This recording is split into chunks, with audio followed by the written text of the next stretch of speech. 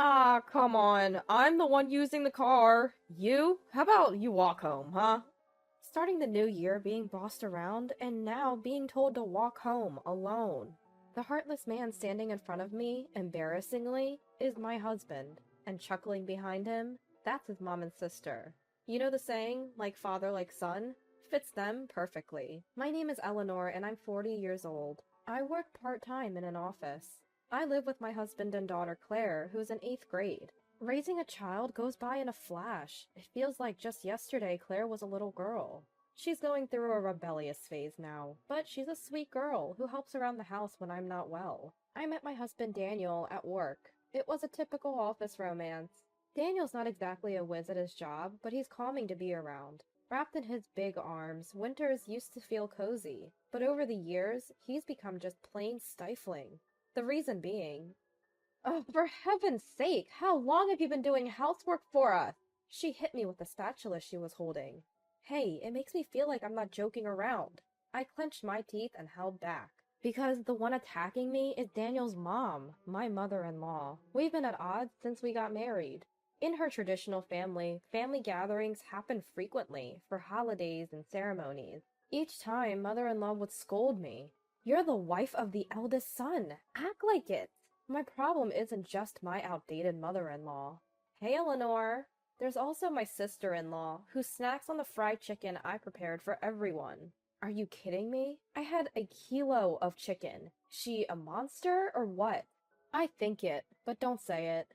My phone chirps with a notification. I glanced at it and couldn't stop laughing. What are you laughing at? Gross. Mom!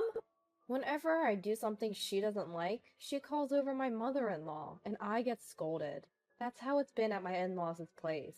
When I talk to friends, they say divorce is the only option. Of course, I've thought about it too.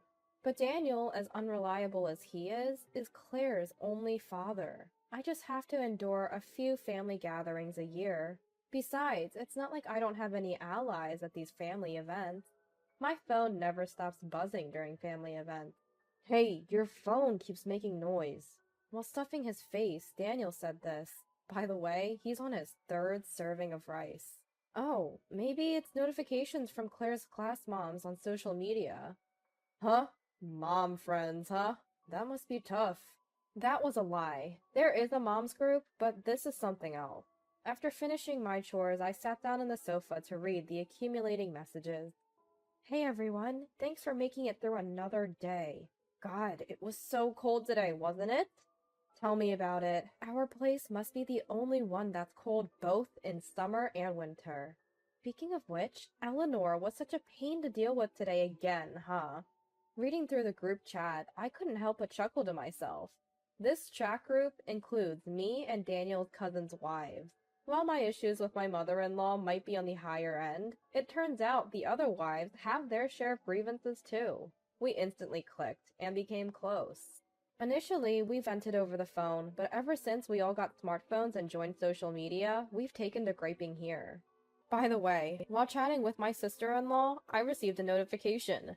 Eleanor, heads up! Your sister-in-law's zipper is down, lol. I couldn't contain my laughter. And yes, sister-in-law's zipper was wide open. I might have not been able to endure this on my own, but with these allies, it's probably one reason I haven't divorced yet. When I'm getting passive-aggressive comments from my mother-in-law and sister-in-law, Daniel just turns a blind eye. I once came home and tearfully said, "Why didn't you stand up for me? I've been dealing with their snide comments all day." Daniel responded, "You're overreacting. It's not a big deal, really. Be stronger. What's for dinner?" He said it with such a dismissive look. The thought of divorce flashed through my mind, but our young daughter Claire adores Daniel. "Daddy's belly is so soft and comfy," she'd say. I used to be like that too. I used to feel the same way about Daniel's big belly. I loved how he ate with such joy. But now it just annoys me. I asked many times, "Why don't you lose weight?" He always says, "Claire likes my belly, and besides, obesity runs in my family." That's a lie. I've seen his relatives. Only Daniel, his mom, and sister are obese. They're not just overweight, they're enormous, making rooms instantly feel smaller. Because of their massive size, the house is always freezing. In summer, the air conditioner is set to a chilly 64.4 degrees Fahrenheit, feeling like we're in a freezer. In winter, as soon as sister-in-law complains, "It's too hot," the heater gets turned off, and we all freeze. We all wear long sleeves, even in the summer. But still, it's cold. Despite the cold, all three of them sweat profusely.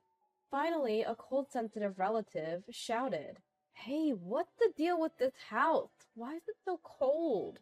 If you're going to complain, please leave." Mother-in-law responded, causing the room to empty out, one by one. What era are they living in? Talking about main and branch families? Of course, father-in-law would scold mother-in-law, but she would snap back. "You're hardly ever home. Don't act like you're important." Sister-in-law joins in, and they both berate father-in-law, who ends up just letting it slide. I wish father-in-law would take a firmer stand, but the thought of being shoved aside by those large bodies sends shivers down my spine. My sister-in-law is over 40, single, and unemployed. Once upon a time, my sister-in-law had a job, but she quit after finding out she was bullying a new employee who turned out to be the daughter of a major client. Now she lives with her parents and doesn't work at all. She and her mom, my mother-in-law, live off her dad's money. When I married into the family, sister-in-law had already been unemployed for many years. She does want to get married and often goes to matchmaking events, but as far as I know, she's never had a boyfriend. She says, "I come from a good family, so my future husband needs to earn at least $80,000 a year." She used to say $100,000, so maybe she's lowering her standards. But let's be real, she needs a reality check. We should look more realistic. Sister-in-law claims she's from a good family because her dad, my father-in-law, owns a business. But the business was actually started by his dad, and it's been struggling under father-in-law's management. It seems that grandfather-in-law had a knack for business, but that talent didn't pass down to father-in-law. Ever since father-in-law took over, the company's performance has been on a steady decline. I know all this because I work at the same company. That's where I met Daniel, my husband, who also works there in a decent position. Many of Daniel's cousins work there too. My parents also own a small business. It's just them and a few relatives, but they're doing okay. They had me late in life and have always treated me like a treasure. Now they adore our daughter Claire, who prefers my parents over my in-laws. Mother-in-law doesn't seem to like that. "Is Claire spending New Year's at your parents' again?" Mother-in-law asks. "Yeah," I reply. Daniel sighs and says, "Oh, don't you think that's weird? Normally people spend New Year's with their paternal family." Then he says something unforgivable. "Well, your parents are old. They don't have much time left." I said such a terrible thing. It's true, my parents are nearing 80, much older than Daniel's. Daniel's parents, who married young, are quite a bit older than him, but they're still spry and sharp as tacks. When I once asked them, "Isn't it time to enjoy your golden years?" "We just want to buy things Claire loves. Seeing you and Claire happy is our joy." Every time I visit home, Mom always gives me some money. Daniel laughed and belittled my precious parents. "What did you just say? Don't you know the difference between what's okay to say and what's not?" When I angrily retorted, Daniel said, "Fine, fine. I'm the bad guy, as always. If you're going to be like that, we might as well divorce." Then he stormed out of the house. The nerve of him. He better be prepared. The following year, on New Year's Day, my parents came to pick up Claire. "Take care. See you later," I said to them. Claire seemed happy to see my parents and said, "I'll let you know how it goes," before leaving. It was refreshing to see Claire smile after a long time of her looking downcast. Even though my parents had come over, Daniel didn't even bother to greet them. What a rude guy. I felt utterly disrespected. After a while, Daniel came out of his room, and we headed to his parents' house. We haven't spoken since that incident. I don't understand why Daniel is mad, but I'm glad we're not talking. Lately, the only thing I've heard from him is, "Seconds, please." When I ignored him, he clicked his tongue and slammed the rice cooker shut. "Stop taking it out on objects," Claire chimed in. "Yes, stop it." Only to be yelled at by Daniel. The atmosphere at home was terrible. As soon as we arrived at his parents' house, his mom, mother-in-law, said, "Oh, Claire is with the other family again this year? What kind of upbringing is that?" Daniel quickly threw me under the bus. "It's Eleanor's poor parenting. Sorry, Mom." "You can tell a lot about a person by their upbringing. Hurry up, we're busy with cleaning and preparing meals." This house felt as cold as ever. Upon entering the living room, I greeted the relatives gathered for the new year. Sister-in-law was there, and as expected, she ignored me. Despite the cold, seeing sister-in-law in a short-sleeved shirt and shorts gave me chills. When Daniel sat down, one of the daughters-in-law said, "Here you go," and carelessly served him tea. Everyone was on my side because Daniel had been discussing all his actions in a group chat. Father-in-law was out, so he wasn't there. "Seriously? We're all gathered here because Charles said he has something to discuss." Mother-in-law was getting impatient. While shivering and eating, a 5-year-old cousin said, "It's cold in here." She turned on the heater. The next moment, sister-in-law yelled, "Don't touch things in other people's homes, you brat!" She snatched the remote from the child and turned off the heater.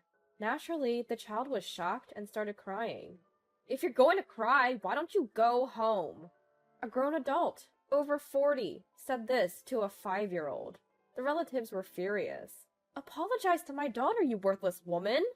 We've been putting up with this for the sake of the family, but this is the last straw. We're never coming back.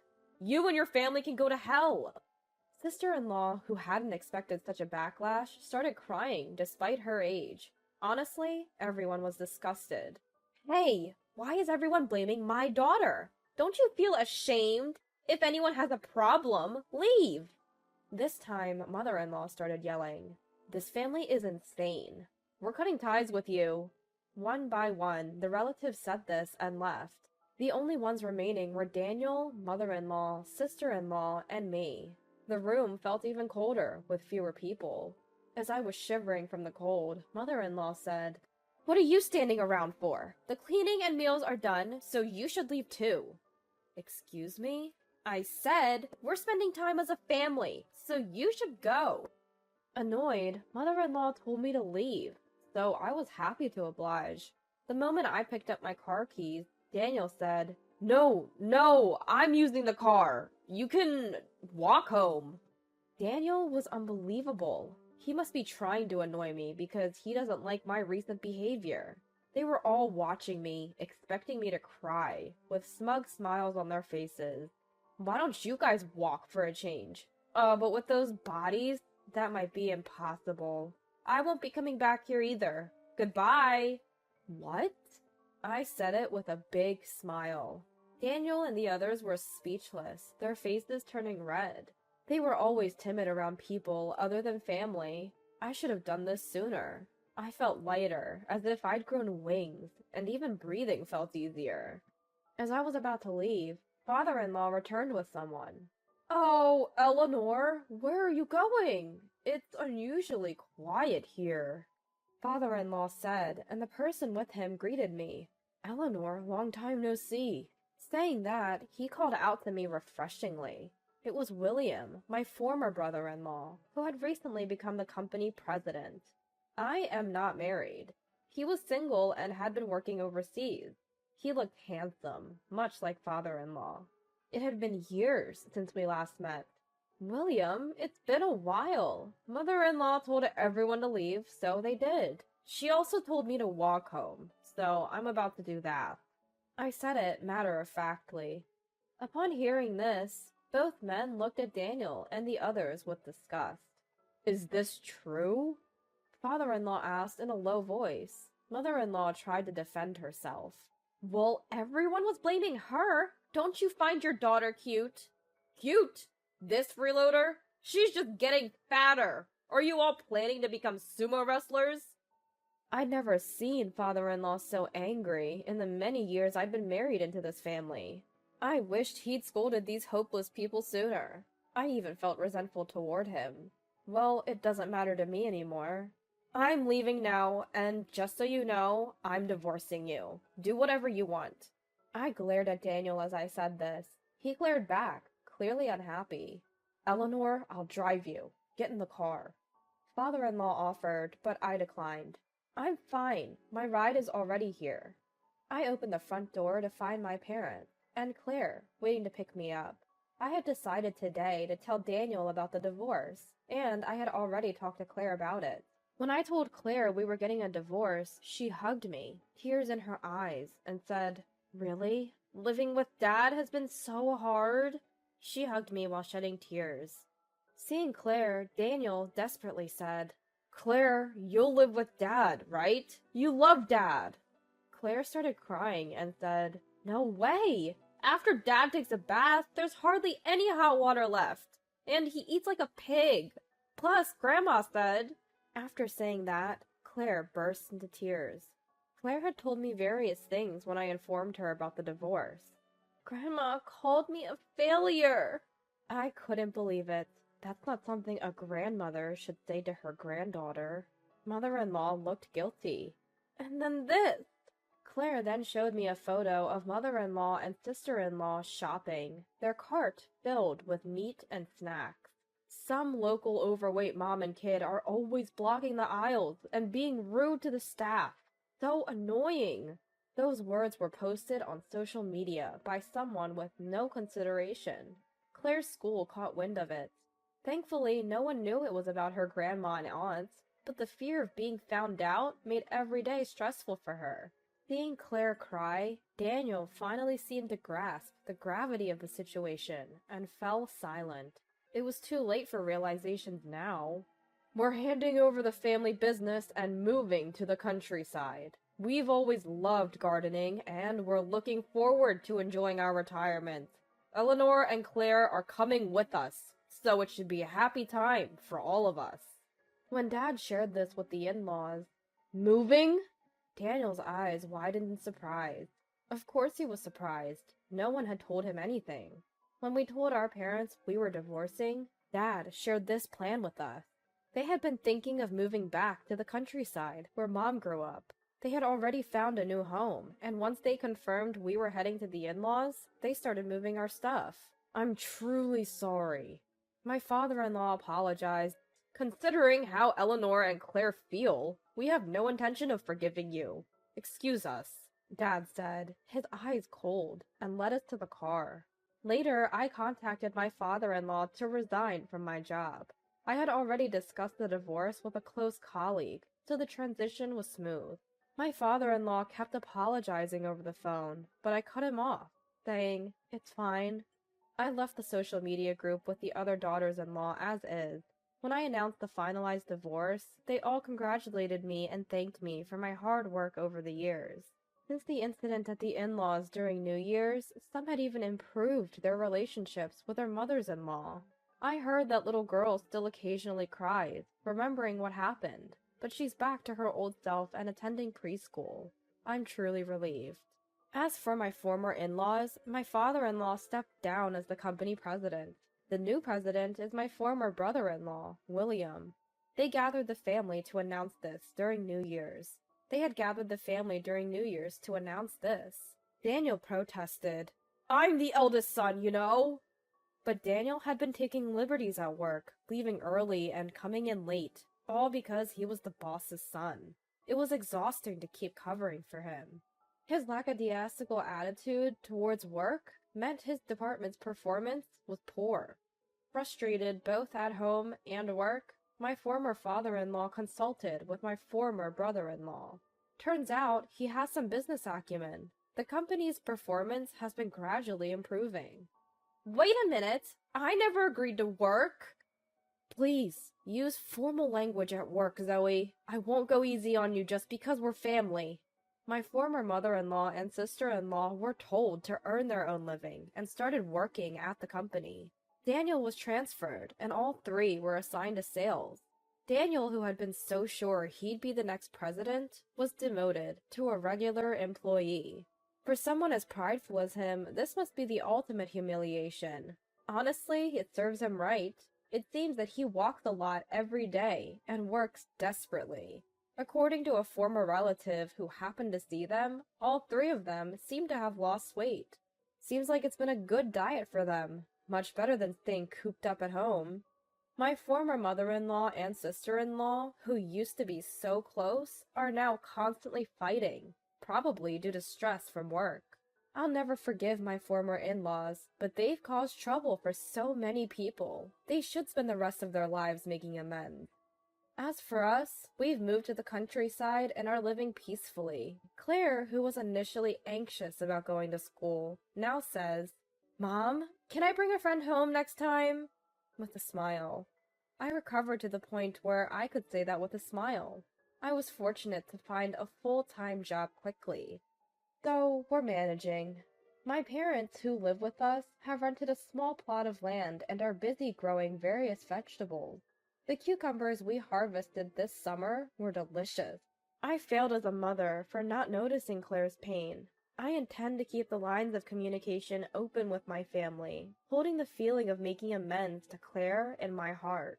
I plan to say what needs to be said, and even have plenty of arguments. As a mother, I'm committed to cherishing my family from now on.